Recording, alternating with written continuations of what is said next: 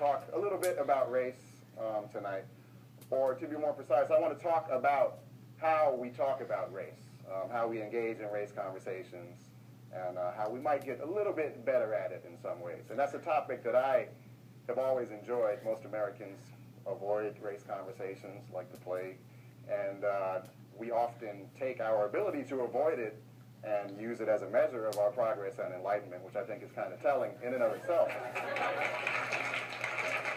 But I've always been drawn to those conversations and fascinated by them, in part because growing up as a very light-skinned black man of mixed descent, I often find myself in sort of peculiar race-based conversations. Oftentimes when I'm meeting someone for the first time, rather than making small talk, they'll immediately present me with a philosophical conundrum. They will ask, "What are you?"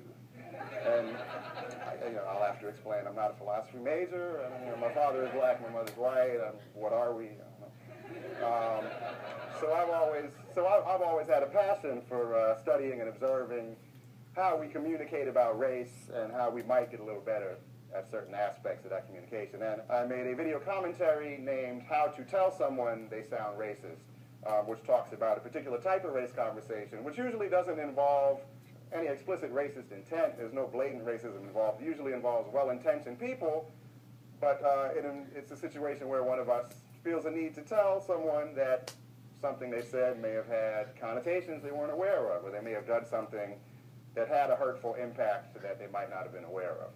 And that's a conversation we all find ourselves in from time to time. And it's a conversation that usually goes horribly.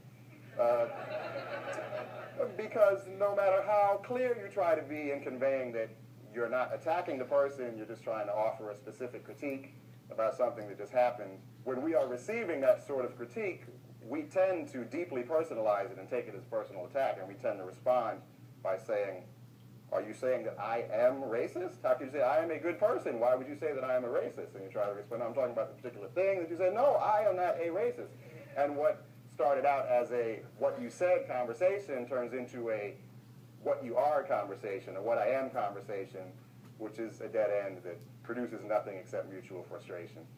And you never wind up seeing eye to eye or finding any common ground. So we're